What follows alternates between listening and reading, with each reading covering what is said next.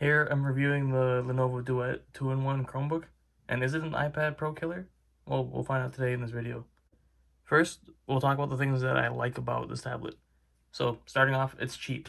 It's very cheap compared to something like an iPad Pro. It's about $250 American, or $300 Canadian, and it comes with this keyboard here.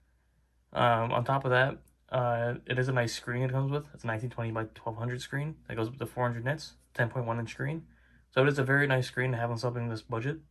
Also, it has a MediaTek Helios P60T processor. So 8 cores, 8 threads, has decent integrated graphics. Isn't the fastest thing ever, but it's pretty good. You can play games on it. It's not super slow. It also comes with 4 gigs of LPDDR4X RAM, so that's decent enough for something like this. Also, it does have a USB-C Gen 2 port, which is nice. It supports display out and all that. Actually, using this device daily, it is pretty good. The battery life is very, very good. It lasts about 2 days on the charge, given it does take a while to charge with the included charger, but that's the sacrifice I'm willing to make just for the long battery life it does have. Also, it does have great speakers. The speakers themselves are actually very good. They're Dolby Audio branded, and they're dual speakers, one on this side and one on this side. They work very well. Another nice thing about it being a Chromebook is that it does have a full Chrome browser, as you can see here for the Best Buy ad for it. So it isn't the mobile version. This is the full desktop version of the app. Also, you do get the Google Play Store. You can download whatever you want from the Google Play Store, including games and everything. And there is a $50 optional accessory, this pen here, that is very good. Some apps are a little bit finicky with it. Not every app works as well, but as you can see,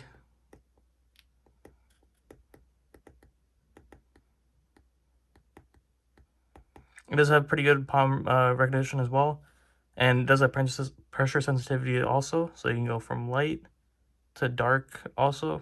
So it is pretty good, works pretty well. The app I'm using here is called Squid. It does work with this pen very well, but something like OneNote I found was a little bit laggy.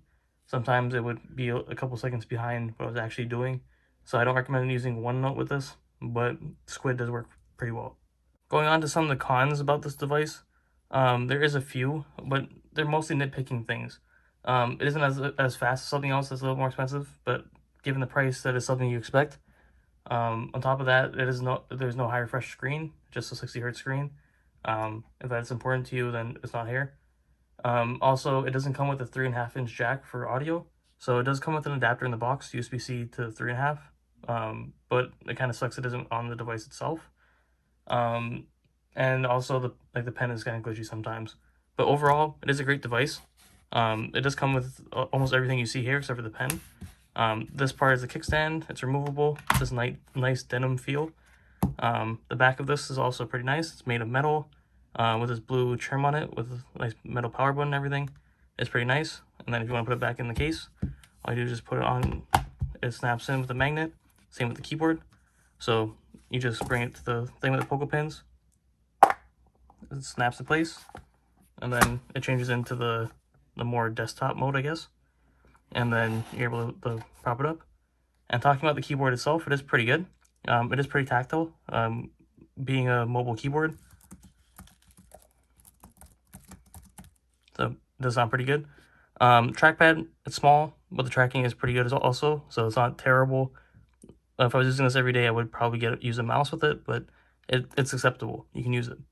One thing I don't like is the backspace key is a little small for my liking. The keys themselves are actually pretty good, about the same size as my Lenovo laptop I have, but the backspace is kind of annoying. The spacebar, the Alt and Control keys are also pretty good sized, so it's useful in Chrome OS. And do I end up recommending this device? Yes, I do. When you compare it to something like an iPad Pro or like a Galaxy S Tab, it's a lot cheaper. And at the end of the day, it accomplishes most of the things that you want to do on it anyways. Being a student myself, using it for notes, it's great.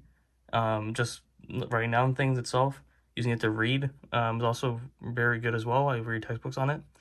And I find it doing as much as I needed from any of those devices that I mentioned before.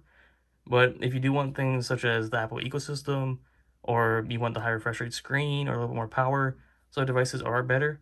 But this offers 90 to 95% of everything you get in those at a lot cheaper price. And you also get an included keyboard. And this whole device with the keyboard costs about the same as the keyboard for the iPad Pro. So in my opinion, it's a very good device. If you find this on sale, it's even better.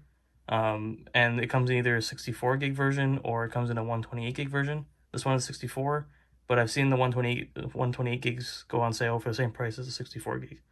So that's the end of this review. If you like it, please just leave a like.